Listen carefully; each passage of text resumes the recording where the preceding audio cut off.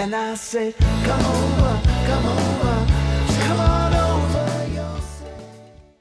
Good morning, ladies and gentlemen, and welcome to the Town of Portland podcast. This is our, I think, our September edition, okay? And we did one, we're kind of on a monthly schedule now, right, Ryan? I think so. Good morning, Dave. How you doing? Yes, it's great. It's nice out there, nice fall weather. So anyway, we're here live in the studio at Connecticut Valley School of Music and Dance podcast studio. And with us is our first selectman, Mr. Ryan Curley. So how you doing, Ryan? I'm doing well, Dave. Thanks. Thanks for having me back here. No worries, no worries. We gotta keep the citizens apprised of what's happening in the town of Portland. We're moving and shaking here. So where do you want to start? I know the water project has been big. Tell us where we are there. Sure. Well, we had a special town meeting last night, and we had a Board of Selectmen meeting last night. And at the special town meeting, the voters sent a bonding referendum question to the ballot, which is going to be on this year's presidential election ballot. Yep. So there's going to be 3 questions on the ballot this November in Portland. There's going to be, one's a statewide question that has to do with absentee ballots, I believe. And the second question is going to be on our school referendum question, which I'll get to in a little later in the podcast. And then the third question now is going to be an additional bonding referendum question as it relates to our own independent water source. Right. And so that's what we did last night. The Board of Selectmen has been very much in favor of developing our own water source in town, as we're very blessed geographically with a bountiful supply of water underneath us that we just need to tap into. Yeah. That's a good thing.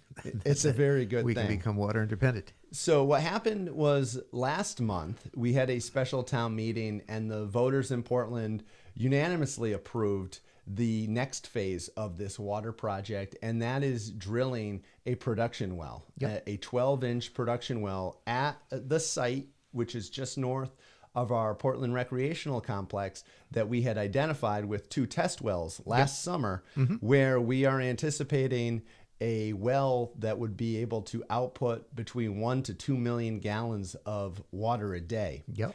And as you know, this was clean, very clean water. Water quality is good. And we went down 337 feet with the deeper of the 2 wells that we drilled. And that would be the anticipation with this production well. We would go down very far. That's very far for New England, from what I understand. And so that was approved unanimously at a special town meeting, the funding, which was $1.2 million for that phase, which includes the drilling of the production well and then also necessary pump testing and permitting with DPH as well. So that's what we had approved, and it was approved unanimously at that special town meeting, which is really, it's a positive sign that shows, I know that townspeople in Portland have been hearing about how we can get our own water supply for many years, and it's encouraging that we have that support from the public to move forward with this. Absolutely, and that's going to be on the ballot. And so that was what we did last month, and then that well is set to be drilled, the production well, in October, as early as next month. Yeah. And so GZA, our hydro engineering company, are working on securing the drillers for that and all that. And what we're talking about on the bonding referendum is the next and final phase of the project. And so once we have that well drilled, we need to, one, treat the water, and we need to connect it into our system. Correct. And so from what we've estimated, that could be up to $6 million. It's likely going to come in less than that. And we believe it could come in much less than that. But we have a question on the ballot for up to $6 million, which would fully fund the project. And so what I want to make sure that we get out about this project is it's different from the school bonding referendum, which would be paid back by all taxpayers as you pay taxes in town. The cost of that treatment facility and the well would be borne by our town water customers, Yep. our users. So if you are out in the country of Portland and you have a well and you have septic, you would not be paying for this. It would be paid for by the customers. Correct. With your quarterly fees. Now, the reason why we believe this is a smart decision for the town is because we are likely, the state at DPH has told us that we are likely eligible to qualify for what's called a DW SRF loan. Yep. Yes, I know you know this well, Dave. Yeah, I yeah. know. It's a state drinking water, state revolving fund. And what that really is essentially is a low interest loan. Yeah. And so we could get a low interest loan at 2%. Yeah. Over, let's say, 20, 30 years Yep. and pay back that $6 million over that period of time. Now, this would also, if we are able to do this, we would no longer need to purchase the 2/3 of our water that we currently get from MDC. Correct. And right now the town purchases over $800,000 of water from MDC a year. Each year, yeah. And if you do a simple amortization calculator on the calculation on this, the payment would be about, let's say, $300,000 on the DWSRF loan. So realistically, we'd be looking at a savings Absolutely. of $500,000 a year Yep. if we're successful with this at a minimum, because those rates from MDC could go up. And also there's a grant component of that DWSRF as well, where we might be able to get 25% of that loan forgiven Nice. as well. So it's really encouraging. It's really great that we have this on the ballot in November, and it's really important that we get the word out so the residents know when they get into the poll or they get their absentee ballot or if they participate in early voting, that they understand what that question means and how it's going to be paid for.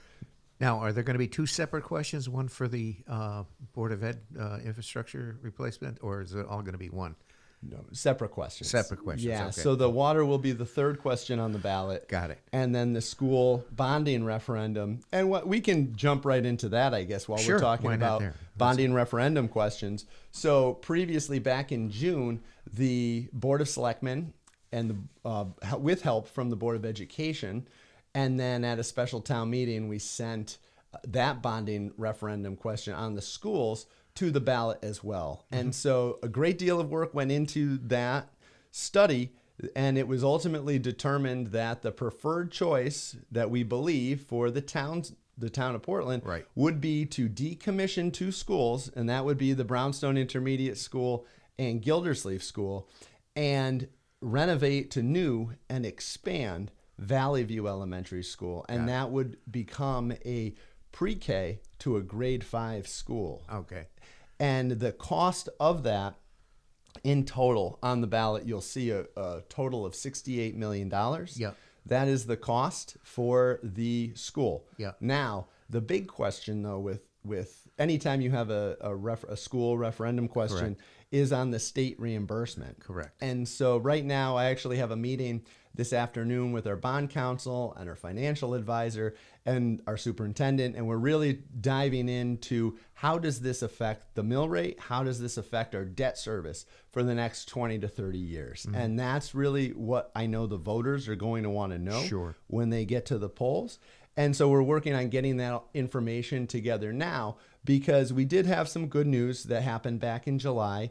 Our our reimbursement rate, we had initially anticipated on to be conservative, a 45% reimbursement rate. It officially came in July at 51%, where Okay. we're locked in at a 51% reimbursement rate.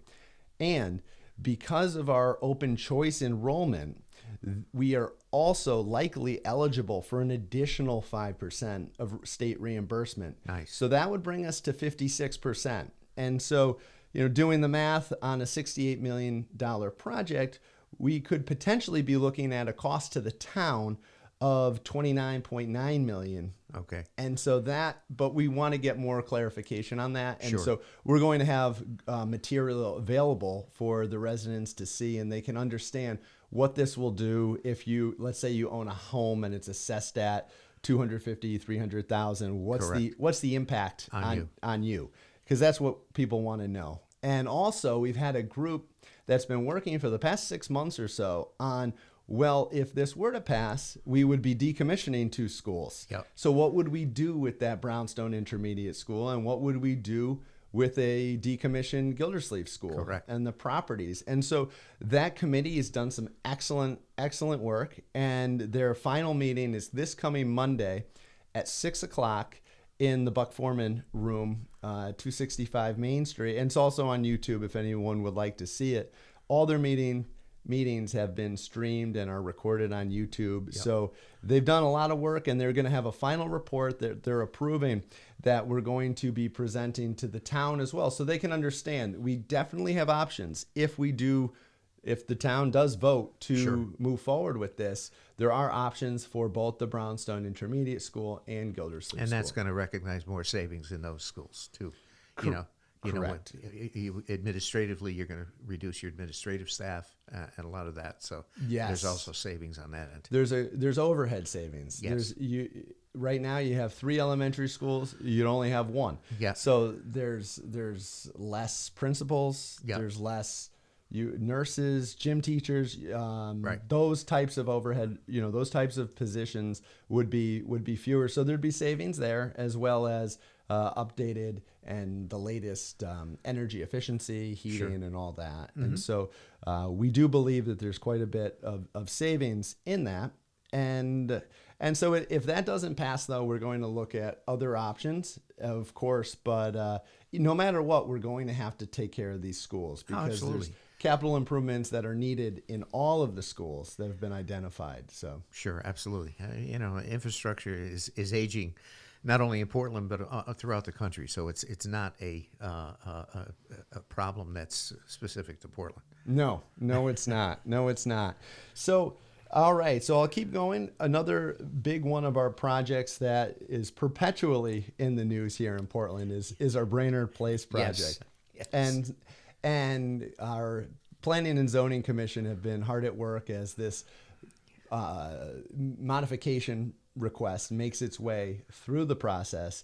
And really, watching the latest meetings, what's going on now is the developers of Brainerd Place have proposed some changes, and if you will recall, back in the spring they did want to add about, I think it was 108 more apartment units. Yes. Planning and Zoning ultimately did not approve that. They thought that would be too much for that area, and so the developer is now requesting, instead of additional apartments, to have an independent living component of that, and this would be 55 and older users. And the key here is, from my understanding of the planning and zoning regulations and what they're looking for, and they would have to qualify as a healthcare institution.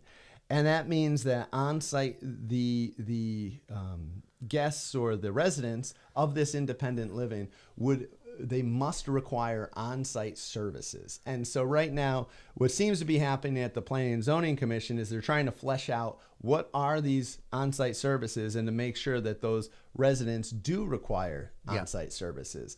Because if they do, it's likely that this proposal would meet the existing regulations. Correct. So if that's the case, it would likely pass. And some changes from initially the previous proposal in the spring is that this would have much less of an impact on traffic. So that's a positive.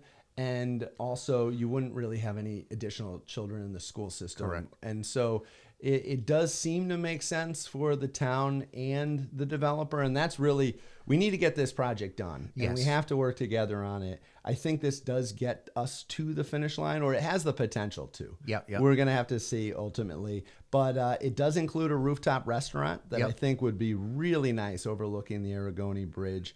And then it's got this really nice 32,000 square feet of commercial space right on the corner of Main Street and Route 66. Nice. Yes. That would be really nice as well. So I think it's a great project. It's definitely always nothing's without controversy sometimes. For sure. But we do have to get this going, and we have plenty of other things to keep us busy too. Exactly. Any questions on that, Dave? No, I think we're good. I think, and that would, from that standpoint, I think that would really allow a lot of foot traffic on Main Street. Me as a business owner on Main Street, you have that potential. Plus, with the apartments there with the new, commercial space and so forth, you can be putting services in there, and which would be nice, would be great. Yeah, there's still, and I think the point that needs to be driven home with this is there's a significant amount of commercial space with this project. Yeah. Even with the modification, yes, the project did have 110,000 square feet of commercial space initially, but we're still talking about, I think, like over 70,000 square feet of commercial space, plus the independent living, which does count as commercial space. Sure. And if you combine all of what is classified as commercial, we're now talking about almost 200,000 square feet of commercial space at this property. And that's what the town wanted, was commercial space. Sure. So we will see what happens. But I do know that the Starbucks plans are in at Town Hall, and they're currently being reviewed by the building department. I get questions about that all the time. So it's on the town side now. Starbucks was a little late getting us the plans. I think they wanted to be open next month, from what I remember. Yeah. But they got us the plans, I think, in August. And so we're going through that now. As soon as that gets approved on the town, they're in there, and They're good to go. they're good to go, and, Yeah. and they're ready to go. So that's really exciting. And then, we're busy in the land use department because we also received the plans for the Nordic Spa. Uh-huh. And you should see these plans. They are massive, Yes. massive rolls of plans, and it's a lot to review. So kudos to the land use department for going through all that. But we're really excited about this Nordic Spa. I know they can't wait to break ground on that project as well. It's going to make Portland a real destination place, and with the amount of amenities that we're adding, with Brainerd Place and Main Street and all that kind of stuff, it's really going to add a lot of economic development. I think so. Yeah, from what they told me, the spa would like to make Portland the health and wellness capital of Connecticut, which I think would be great. There we go. We're still trying to make Portland the golf capital of Connecticut too. That's just another amenity that Portland has to offer. Yeah. I mean, it all fits. There are pieces in the puzzle. Mm-hmm. Absolutely. So more to come on that. And then I want to touch on, we've really been busy with Public Works this summer. Yeah. So hats off to Rhino Halpin and all of the Public Works crews, because they're doing a really great job. And we just finished I think the largest road paving project that we've had in town, maybe in it's been a long time. And so anyone who's driven on High Street lately will... No more washboards. No more washboards, and it really came out great. They even widened the road a little bit. Yep. The curbing looks great. Yep. So High Street was done from 66 to the high school. We have Spring Street, which was done, portions of Spring Street, portions of Freestone, and Perry Avenue. Yep. And then they are currently still working on a water main replacement on Dogwood, and then we're gonna pave that when that's done as well. Nice. So that's a lot of road that we covered this year, and there'll be more to come as funds allow next year. But we're very excited about that For sure. And then our sidewalk project on Main Street, that's coming along nicely. It's coming along very nicely. So they are nearly done. I think the contractor had a couple week break as they left for another project. They're back. They're working on it. And they're going to wrap up just around Gildersleeve School. Okay. So that's where they're going to end up with this project.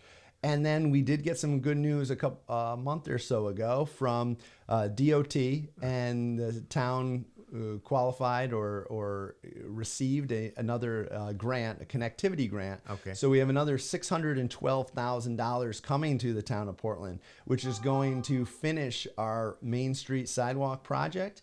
And we Nice. may even have funds allowed for other things on Main Street. So stay tuned on that. But it's always great when we're able to get additional grants. So Nice. very excited. So we'll have more sidewalk projects next summer as well. And the engineering is done for that too. So Yes. it's shovel ready. We'll be able to get right into That's that good. next year. Now, going back to the paving, now we're also going to have some nighttime paving happening on Main Street in 66. Yeah, I'm glad you brought that up, Dave. So September 8th through 12th is scheduled for paving and road work on both Main Street and Route 66. It's a specific area. It's on Main Street. It's going to be approximately from Quarry Heights to the gas station. Commerce Street. Yeah, to Commerce Street. Right. The gas station there. The Express Fuel. The Express Fuel. Yeah, Thank you. Okay. And then on Route 66, it's going to go from Main Street to Perry Avenue. Yeah. And the construction's going to be from 6 p.m. to 6 a.m. in the morning. So just be on the lookout for that. They're doing it at night because it would be probably a disaster if it was going on. It would last instead of 4 days, it might last 2 weeks if Correct. they did it during the day. So thank you for your patience on that while the crews get that work done. But it's important, and they'll do a great job, I know. And so let's see, sidewalks. Oh, last night at our Board of Selectmen meeting, I want to welcome our newest police officer. One of the best parts about my job is I get to swear in as the civilian chief of police, our new officers. And last night, Donald R. Scranton II was sworn in. And Donald comes to us from East Hampton. So he grew up in East Hampton, not too far away. And Donald served as an officer in Massachusetts. Nice. So similar to another police officer that we received from New Jersey, he doesn't have to go through the whole Training and all training. that. Shovel the ready, academy. so to speak. He's shovel ready. There's a couple training things that he does need to get. No, I think he's related to Mike Scranton too. I think. Yes. Yes. he is, Okay. yeah. And Mike has done a lot of work with the town. Yep. So no, we're thrilled to have him. And so when you see him around town, be on the lookout for There we go. Donald as well. And I just want to put a plug in. I think that's it for my updates, but I want to put a plug in because I'm not sure if we're going to have another podcast before the Portland Fair. Yes, and that's we coming have up. our new Portland Fair location at Chris Cody's driving range this year. I know the fair committee has been working their tails off to make sure that this fair is as good as it can be. I'm very excited to see the new grounds. Yep. And that's October 4th, 5th, and 6th. So it's so important for our Portland residents and anyone in the area to come out and support that Portland Agricultural Fair. It's such a staple of our community. Yeah, so I want yes. to make sure we get that out there. I know we have the Portland Parks and Rec 5K coming up. That's at the end of September. Are you running? I am running. All right. Are you running? Yeah, I'll be running. I'll see you at the finish line, Dave. Yeah. Okay. Yeah, and also we got some great entertainment at the fair this year. As you know, I'm entertainment chairman, but we got Presley and Taylor coming back from Nashville. I've got some good local bands coming. We also have a new band that's going to be joining us this year called Zebco, which is basically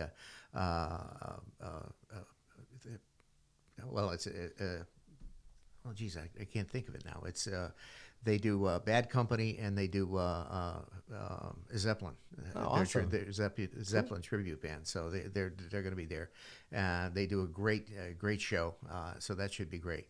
And we're hoping for good weather, and like I say, with the new grounds, we're more susceptible to a lot drier grounds than the fairgrounds and so forth.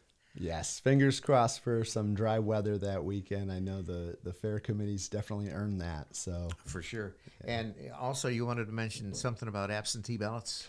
Oh, just referring to all the information that we're preparing to help inform the voters. We want to get that out before absentee ballots become available on October 4th. So look for that. We're going to get that material out on the town website. I'll be sharing that on social media. We really just want to spread the word because when you do vote this year, there's some big ticket items that the town is working on the ballot, and we want to make sure that voters are informed and they're not surprised and saying, what the heck is this school thing and what's going on with water. We really want to make sure that our residents know about that ahead of time. Nice. Are you getting any chance to get any vacay time in?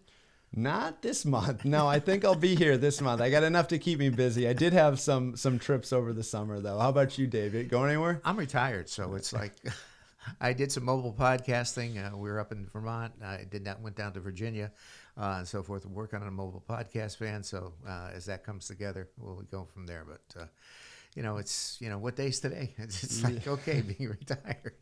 Must be nice, Dave. So yeah, now We miss you at town hall. well, hey, I'm pass through there quite often, to go from there. You back again? You back again? So I always check in and so forth. But we got coming up in another hour. I've got Dr. Britton coming down. He's going to be in the Board of Ed podcast, so we'll see what the Board of Ed has to say. Great. And to go from there. But Brian, thanks so much for coming down. Thanks, Dave. And we'll have to get another one on the books for our monthly podcast. To go from there. Yeah, we'll see you in October. Thank you, Dave. Absolutely. All right, ladies and gentlemen, on behalf of all of us here at the Town of Portland podcast, I'm your host, Dave Kuzminski, with our first selectman, Ryan Curley. And that is all for this month's update for the Town of Portland. Thanks, Ryan.